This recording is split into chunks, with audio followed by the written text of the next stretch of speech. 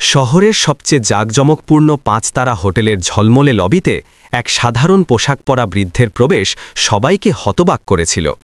তার সাধারণ চেহারা ও পুরনো ঝোলার পেছনে লুকিয়েছিল এমন এক পরিচয় যা কেউ কল্পনাও করতে পারেনি। যখন তার আসল রূপ প্রকাশ পেল, তখন হোটেলের গর্বিত ম্যানেজার থেকে শুরু করে প্রতিটি কর্মচারী ও অতিথির মনে ঝড় উঠল। তার সাধারণ অহংকার ভেঙে চুরমার হল, আরেকজনের মানবিকতা পেল সম্মান। এই গল্প শুধু একটি হোটেলের ঘটনা নয়, বরং মানবিকতা ও সত্যের জয়ের এক অবিস্মরণীয় নিদর্শন। সকাল ঠিক 11টায় শহরের সবচেয়ে বড় পাঁচতারা হোটেল গ্র্যান্ড প্যালেসের দিকে একজন বৃদ্ধ সাধারণ পোশাক পরে এগিয়ে যাচ্ছিলেন। তার নাম ছিল শ্যামলাল। তার হাতে ছিল একটা পুরনো ঝোলা। কিন্তু তিনি যেই হোটেলের গেটে পৌঁছালেন, গার্ডের কপালে তৎক্ষণাৎ ভাঁজ পড়ল। গার্ড এগিয়ে এসে পথ আটকে বলল, বাবা, আপনি এখানে এসে ফেলেছেন, এখানে আপনার কি কাজ? শ্যামলাল হালকা হাসি দিয়ে বললেন, বাবু, আমার এখানে বুকিং আছে, শুধু সে বিষয়ে জিজ্ঞাসা করতে এসেছি। গার্ড হেসে তার সঙ্গীকে বলল, দেখো তো, বাবা বলছেন তার এখানে বুকিং আছে। গার্ড আবার শ্যামলালকে বলল, বাবা দেখুন, আপনার নিশ্চয়ই কোনো ভুল হয়েছে, হয়তো কেউ আপনাকে ভুল ঠিকানা দিয়েছে, কারণ এই হোটেল খুবই বিলাসবহুল, এখানে বড় বড় লোকেরা আসেন, কোনো সাধারণ মানুষ এটার খরচ বহন করতে পারে না। এই সময় হোটেলের রিসেপশনিস্ট মিতা সেন এই কথোপকথন শুনে ফেলল। সে শ্যামলালের দিকে তাকিয়ে তাকে মাথা থেকে পা পর্যন্ত দেখল এবং তার ঠোঁটে হালকা হাসি ফুটে উঠল। সেই হাসি স্বাগতের নয়, বরং তাচ্ছিল্য ও উপেক্ষার ছিল। মিতা বলল, বাবা, আমার মনে হয় না আপনার এই হোটেলে কোনো বুকিং আছে। এই হোটেল খুবই দামি, হয়তো আপনি ভুল জায়গায় চলে এসেছেন। শ্যামলাল তেমনই শান্তভাবে উত্তর দিলেন, মা, একবার চেক করে দেখো, হয়তো আমার বুকিং এখানেই আছে। মিতা অবহেলায় কাঁধ ঝাঁকিয়ে বলল, ঠিক আছে বাবা, এতে সময় লাগবে, আপনি ওয়েটিং এরিয়ায় গিয়ে বসুন। শ্যামলাল মাথা নাড়লেন এবং ধীরে ধীরে ওয়েটিং এরিয়ার দিকে এগিয়ে গেলেন। লবিতে উপস্থিত অনেক অতিথি তাকে অদ্ভুত দৃষ্টিতে দেখছিল। কেউ কেউ ধীরে বলল, মনে হচ্ছে বিনামূল্যে খাবারের জন্য এসেছে। আরেকজন বলল, এর তো সামর্থ্য নেই যে এখানকার এক গ্লাস জলও কিনতে পারে। শ্যামলাল এসব শুনলেন, কিন্তু চুপ করে রইলেন। তিনি কোণে রাখা একটা চেয়ারে গিয়ে বসলেন। ঝোলাটা মাটিতে রেখে দুহাত লাঠির ওপর রেখে নীরবে বসে রইলেন। লবির পরিবেশ ততক্ষণে অদ্ভুত হয়ে গিয়েছিল। লোকেরা চা কফির চুমুক দিতে দিতে তার দিকে ইশারা করে কথা বলছিল। একটি ছোট্ট ছেলে তার মাকে নির্দোষ ভাবা জিজ্ঞাসা করল, মা, এই বাবা এখানে কেন বসে আছেন? এ তো হোটেলের লোকের মতো দেখায় না। মা ছেলেকে বলল, বাবা, এসব ভাগ্যের আঘাত, যখন ভাগ্য সঙ্গে দেয় না, তখন সবাইকে এমন অপমান সহ্য করতে হয়। এই সময় মিতা আবার সেখান দিয়ে গেল। সে তার সহকর্মী স্টাফকে বলল, জানি না ম্যানেজার সাহেব কি বলবেন, এমন লোকদের এখানে বসতে দেওয়াও ঝুঁকিপূর্ণ, হোটেলের ইমেজ খারাপ হচ্ছে। সহকর্মী হেসে বলল, কোনো সমস্যা নেই, কিছুক্ষণ পর এ নিজেই উঠে চলে যাবে। শ্যামলাল এসব শুনছিলেন, কিন্তু একটি কথাও বললেন না। তিনি শুধু অপেক্ষা করছিলেন কেউ তার কথা শুনবে। 1 ঘন্টা ধরে তিনি এভাবেই বসে রইলেন, কখনো ঘড়ি দেখছেন, কখনো রিসেপশনের দিকে তাকাচ্ছেন। তার আশা ছিল কেউ এসে বলবে, হ্যাঁ বাবা, আপনার বুকিং আছে, কিন্তু তা হলো না। শ্যামলাল ধীরে ধীরে চেয়ারের সাহায্যে উঠে দাঁড়ালেন। রিসেপশনের দিকে তাকিয়ে বললেন, মা, তুমি যদি ব্যস্ত থাকো তাহলে তোমার ম্যানেজারকে ডাকো, আমার তার সঙ্গে কিছু জরুরি কথা আছে। মিতা মনে মনে ভাবল, এখন এই বুড়ো ম্যানেজারের সঙ্গেও দেখা করতে চায়। তারপর অনিচ্ছায় ফোন তুলে হোটেল ম্যানেজার রাহুল মেহরাকে কল করল। সে বলল, স্যার, একজন বৃদ্ধ আপনার সঙ্গে দেখা করতে চান। রাহুল দূর থেকে শ্যামলালকে দেখে ফোনে হেসে বলল, কি, এ আমাদের অতিথি নাকি এমনি এসে পড়েছে? আমার এখন সময় নেই, ওকে বসতে দাও, কিছুক্ষণ পর নিজেই চলে যাবে। মিতা সেই নির্দেশ পুনরাবৃত্তি করল এবং শ্যামলালকে আরও কিছুক্ষণ বসার নির্দেশ দিল। শ্যামলাল গভীর নিঃশ্বাস ফেলে আবার সেই কোণের চেয়ারে বসে পড়লেন। সবার দৃষ্টির ভার তার কাঁধে ছিল, কিন্তু তার চোখে তখনও সেই ধৈর্য ছিল, যেন বলছেন, সত্য লুকানো যায়, কিন্তু আটকানো যায় না। লবিতে শ্যামলাল তখনও বসে আছেন। সময় ধীরে ধীরে কাটছিল, কিন্তু তার কাছে প্রতিটি মিনিট যেন পাহাড়ের মতো ভারী হয়ে উঠছিল। এরই মধ্যে রিসেপশনিস্ট মিতা সেন আবার তার কাছে এলো। সে রূঢ় কণ্ঠে বলল, বাবা, আপনাকে আরও কিছুক্ষণ অপেক্ষা করতে হবে, ম্যানেজার সাহেব এখনও ব্যস্ত আছেন। শ্যামলাল হেসে মাথা নাড়লেন এবং বললেন, ঠিক আছে মা, আমি অপেক্ষা করব। সেই সময় হোটেলের ম্যানেজার রাহুল মেহরা তার কেবিনে বসে একজন বিদেশি ক্লায়েন্টের সঙ্গে ফোনে কথা বলছিল। তার মুখে অহংকার স্পষ্ট ফুটে উঠছিল। ফোন রাখার সঙ্গে সঙ্গে রিসেপশন থেকে মিতার আরেকটি কল এলো। মিতা বলল, স্যার, ওই বৃদ্ধ এখনও লবিতে বসে আছেন, আপনি একবার তার সঙ্গে দেখা করে নিন। রাহুল হেসে বলল, বসতে দাও, কিছুক্ষণ পর ক্লান্ত হয়ে নিজেই চলে যাবে। আমার কাছে এমন অকাজের লোকদের জন্য সময় নেই। তখনই সেখানে একজন ছোট কর্মচারী এলো। তার নাম ছিল বিজয় দাস। সে হোটেলের বেল বয় ছিল। সে শ্যামলালকে দেখল। লবিতে সবাই তার ঠাট্টা করছিল, কিন্তু বিজয়ের চোখে তার প্রতি সম্মান ছিল। সে ধীরে ধীরে কাছে এসে বলল, বাবা, আপনি কতক্ষণ ধরে বসে আছেন? কেউ কি আপনার সাহায্য করেনি? শ্যামলাল হেসে তার দিকে তাকিয়ে বললেন, বাবু, আমি ম্যানেজারের সঙ্গে দেখা করতে চাই, কিন্তু মনে হচ্ছে তিনি ব্যস্ত আছেন। বিজয় মুখ শক্ত হয়ে গেল। সে বলল, বাবা, আপনি চিন্তা করবেন না, আমি এখনই তার সঙ্গে কথা বলছি। শ্যামলাল মাথা নাড়লেন, তোমাকে অনেক ধন্যবাদ, ভগবান তোমাকে সুখী রাখুক। বিজয় দ্রুত পায়ে ম্যানেজারের কেবিনের দিকে গেল। দরজায় পৌঁছে নক করে ভেতরে ঢুকল। রাহুল মেহরা ইশারায় জিজ্ঞাসা করল, কি ব্যাপার? বিজয় সম্মানের সঙ্গে বলল, স্যার, লবিতে একজন বৃদ্ধ বসে আছেন, তিনি আপনার সঙ্গে দেখা করতে চান। রাহুল ভ্রু তুলে ঠান্ডা কণ্ঠে বলল, বিজয়, তোমাকে কতবার বলেছি অকাজের লোকদের থেকে দূরে থাকো। তিনি কোনো অতিথি নন, হয়তো ভুলে ভটকে এসেছেন। বিজয় ধীরে বলল, কিন্তু স্যার, তিনি বলেছেন তার আপনার সঙ্গে জরুরি কথা আছে। রাহুল হেসে উঠল। বিজয়, তুমি কি জানো এখানে কত কোটি টাকার ব্যবসা হয়, আর তুমি আমাকে এমন বাবার সঙ্গে দেখা করতে বলছো?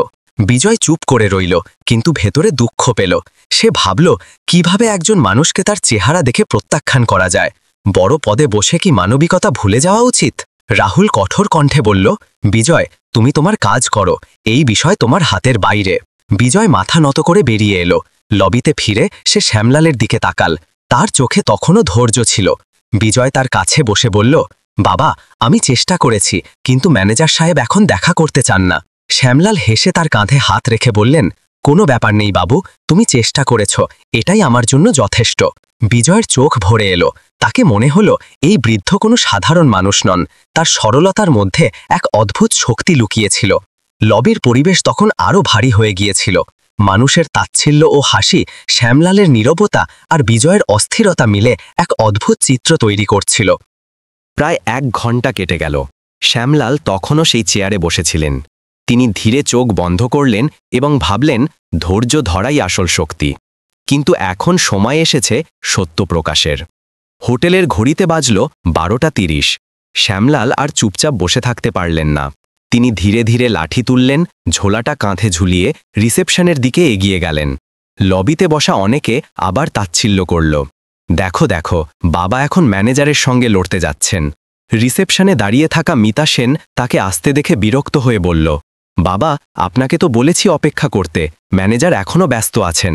শ্যামলাল তার দিকে তাকিয়ে নরম কণ্ঠে বললেন, মা, অনেক অপেক্ষা করে ফেলেছি, এখন আমি নিজেই তার সঙ্গে কথা বলে নেব। এই বলে তিনি সোজা ম্যানেজার রাহুল মেহরার কেবিনের দিকে এগিয়ে গেলেন। লবিতে নীরবতা ছড়িয়ে পড়ল। সবার দৃষ্টি সেই দিকে স্থির হয়ে গেল।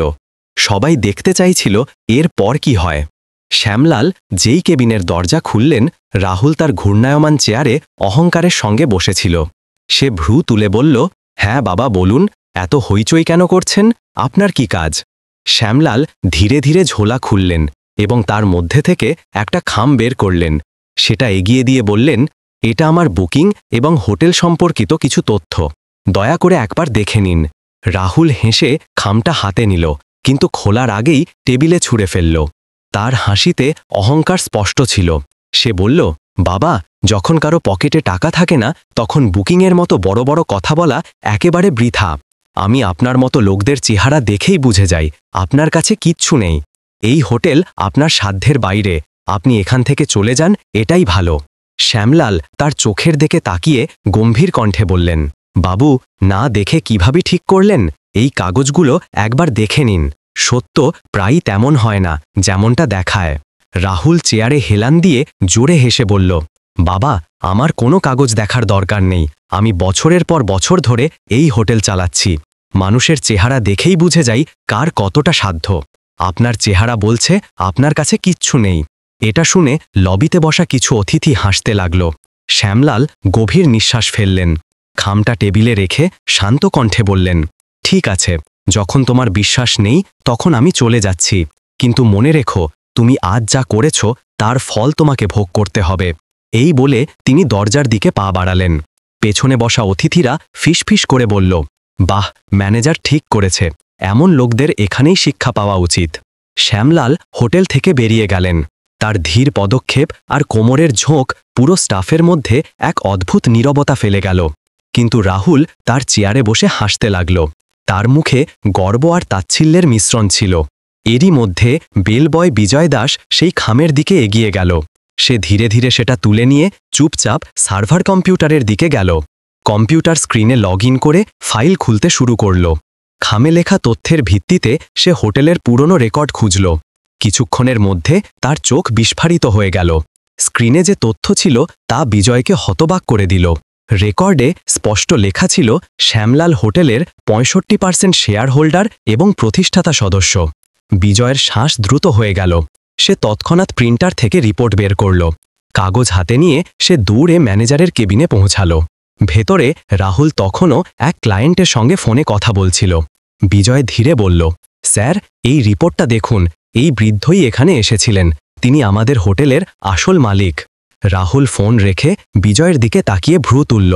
বিজয়, তোমাকে কতবার বলেছি এমন লোকদের রিপোর্টে আমার আগ্রহ নেই, এসব ফালতু কথা। বিজয় আবার চেষ্টা করল, কিন্তু স্যার, এই রিপোর্ট স্পষ্ট বলছে শ্যামলাল আমাদের হোটেলের মালিক, যদি আমরা কোনো ভুল করে থাকি তাহলে। রাহুল মাঝপথে কথা কেটে দিল। সে রিপোর্টটা তার দিকে টেনে দেখল, কিন্তু না পড়েই ফিরিয়ে দিল। তার কণ্ঠে অহংকার আরও বেড়ে গিয়েছিল। সে বলল, আমার এই বাজে কথার দরকার নেই, আমি তোমাকে বলেছি তোমার কাজ করো। এই হোটেল আমার ম্যানেজমেন্ট দক্ষতায় চলে, কোনো বুড়োর দান দক্ষিণায় নয়। বিজয় হতবাক হয়ে গেল। তার মুখে গভীর অস্থিরতা ফুটে উঠল। রিপোর্ট হাতে নিয়ে সে বেরিয়ে গেল। লবিতে ফিরে সে শ্যামলালকে স্মরণ করল। তার চোখের গভীরতা, তার ধৈর্য। তাকে মনে হলো এই বিষয়টা এখন শুধু হোটেলের মধ্যে সীমাবদ্ধ নয়, এটা মানবিকতার পরীক্ষা। ধীরে ধীরে সন্ধ্যা নামল। অতিথিরা তাদের নিজ নিজ কক্ষে চলে গেল। স্টাফরা তাদের কাজে লেগে গেল। কিন্তু বিজয়ের মনে উত্তেজনা বাড়তে লাগল। তাকে বিশ্বাস হলো কালকের দিনটা এই হোটেলের চিত্র বদলে দেবে। পরের দিন সকালের দৃশ্য ছিল সম্পূর্ণ ভিন্ন। হোটেলের প্রতিটি কোণে হইচই পড়ে গিয়েছিল। স্টাফরা নিজেদের মধ্যে ফিসফিস করছিল। কেউ বলল, কাল যে বাবা এসেছিলেন, হয়তো তার সম্পর্কে কোনো বড় কথা আছে। আরেকজন বলল, হ্যাঁ শুনেছি, তিনি হোটেলের বড় শেয়ার হোল্ডার। এই খবর ধীরে ধীরে পুরো হোটেলে ছড়িয়ে পড়েছিল। কিন্তু কারও এখনও বিশ্বাস হচ্ছিল না। সবার মনে প্রশ্ন ছিল, সত্যিই কি এই বৃদ্ধ এই বিলাসবহুল হোটেলের মালিক হতে পারেন? সকাল 10:30 বাজতেই লবির পরিবেশ হঠাৎ বদলে গেল। হোটেলের প্রধান দরজা দিয়ে সেই সাধারণ পোশাক পরা বৃদ্ধ শ্যামলাল ভেতরে ঢুকলেন। কিন্তু এবার তিনি একা ছিলেন না। তার সঙ্গে ছিলেন একজন স্যুট বুট পরা অফিসার, যার হাতে ছিল একটা কালো ব্রিফকেস। সবার দৃষ্টি এক মুহূর্তে সেই দিকে স্থির হয়ে গেল। গার্ড, রিসেপশনিস্ট, ওয়েটার সবাই নীরবে দাঁড়িয়ে রইল। যাকে কাল সবাই উপেক্ষা করেছিল, তিনি আজ হোটেলে একজন সম্রাটের মতো প্রবেশ করছিলেন। শ্যামলাল সোজা হাত তুলে ইশারা করলেন, ম্যানেজারকে ডাকো। কণ্ঠে এবার আর কোনো নরম ভাব ছিল না, ছিল আদেশের কঠোরতা। কিছুক্ষণের মধ্যে রাহুল মেহরা বাইরে এলো। তার মুখে হালকা উদ্বেগ ছিল, কিন্তু অহংকার তখনও বাকি ছিল। সে হালকা হেসে বলল, বলুন বাবা, আজ আবার এসেছেন? শ্যামলাল তার চোখের দিকে তাকিয়ে ঠান্ডা কণ্ঠে বললেন, রাহুল মেহরা, আমি কালই বলেছিলাম তোমার কর্মের ফল ভোগ করতে হবে। আজ সেই দিন এসে গেছে। রাহুল হতচকিয়ে গেল। সে হাসি দিয়ে কথা এড়ানোর চেষ্টা করল। শ্যামলালের সঙ্গে আসা অফিসার ব্রিফকেস খুললেন। তার মধ্যে থেকে একটা মোটা ফাইল বের করে সবার সামনে টেবিলে রাখলেন। তিনি জোরে বললেন, এই নথিগুলো স্পষ্ট বলছে এই হোটেলের 65% শেয়ার শ্যামলালের নামে, আসল মালিক তিনিই। পুরো স্টাফ হতবাক হয়ে গেল। মিতা সেনের হাত কাঁপতে লাগল। লবিতে উপস্থিত অতিথিরা একে অপরের দিকে তাকিয়ে ফিসফিস করল, এ তাহলে সত্যিই মালিক? আমরা কত বড় ভুল করেছি। শ্যামলাল তার লাঠি মাটিতে ঠেকিয়ে দাঁড়ালেন। তার কণ্ঠ এবার জোরালো ও দৃঢ় ছিল। তিনি বললেন, রাহুল মেহরা, আজ থেকে তুমি এই হোটেলের ম্যানেজার নও। তোমার জায়গায় এখন বিজয় দাস এই পদ গ্রহণ করবে। রাহুল ক্রোধে কাঁপতে কাঁপতে বলল, আপনি কে আমাকে বরখাস্ত করার? আমি বছরের পর বছর ধরে এই হোটেল চালাচ্ছি। শ্যামলাল গর্জন করে বললেন, এই হোটেল আমি তৈরি করেছি, এর ভিত্তি আমার পরিশ্রমে করা। আমি চাইলে তোমাকে এক মুহূর্তে বাইরে পাঠাতে পারি, কিন্তু শাস্তি হিসেবে তোমাকে ফিল্ডের কাজ দেওয়া হচ্ছে। এখন সেই কাজ করো যা তুমি অন্যদের দিয়ে করিয়েছ। শ্যামলাল বিজয়কে কাছে ডাকলেন, তার কাঁধে হাত রেখে বললেন, তোমার কাছে ধন ছিল না, কিন্তু হৃদয় ছিল মানবিকতা। এটাই আসল যোগ্যতা, তাই তুমি এই পদের যোগ্য। বিজয়ের চোখে জল এলো, সে আবেগপ্রবণ হয়ে বলল, সাহেব, আমি তো শুধু মানবিকতা পালন করেছি। শ্যামলাল হেসে বললেন, এটাই সবচেয়ে বড় যোগ্যতা বাবু। তারপর তিনি মিতা সেনের দিকে তাকালেন। তার দৃষ্টি এত কঠোর ছিল যে মিতা কেঁপে উঠল। শ্যামলাল বললেন, মিতা, এটা তোমার প্রথম ভুল, তাই তোমাকে ক্ষমা করছি। কিন্তু মনে রেখো, এই হোটেলে কখনো কাউকে তার পোশাক দিয়ে বিচার করবে না। প্রত্যেক মানুষের সম্মান সমান। মিতা হাত জোর করে কাঁদতে কাঁদতে বলল, আমাকে মাফ করুন, এরকম আর কখনো হবে না। শ্যামলাল চারদিকে তাকিয়ে উচ্চ কণ্ঠে বললেন, সবাই শোনো, এই হোটেল শুধু ধনীদের জন্য নয়, এখানে মানবিকতাই হবে আসল পরিচয়। যে কেউ ধনী গরিবের তফাৎ করবে, সে এই জায়গায় থাকার যোগ্য নয়। লবিতে উপস্থিত অতিথিরা জোরে করতালি বাজালো। সবাই শ্যামলালকে সম্মানের দৃষ্টিতে দেখছিল। যারা কাল তাকে তুচ্ছ ভেবেছিল, আজ তারা তার সামনে নত হয়ে গেল। শ্যামলাল শেষে বললেন, আসল ধন সম্পদ টাকায় নয়, চিন্তাধারায়। যদি চিন্তাধারা বড় হয়, তবে মানুষ নিজেই বড় হয়ে ওঠে। এই বলে তিনি অফিসারের সঙ্গে হোটেল থেকে বেরিয়ে গেলেন। পেছনে দাঁড়িয়ে থাকা স্টাফ ও অতিথিরা অনেকক্ষণ তার দিকে তাকিয়ে রইল এবং মনে মনে ভাবল, মালিক এমন হওয়া উচিত যিনি মানুষকে তাদের মানবিকতা দিয়ে চিনেন, পোশাক দিয়ে নয়। সেই দিনের পর হোটেলের পরিবেশ সম্পূর্ণ বদলে গেল। স্টাফরা এখন প্রতিটি অতিথির সঙ্গে সম্মানের সঙ্গে ব্যবহার করত। লোকেরা বলতো, শ্যামলাল শুধু হোটেল তৈরি করেননি, মানবিকতার ভিত্তিও গড়ে তুলেছেন।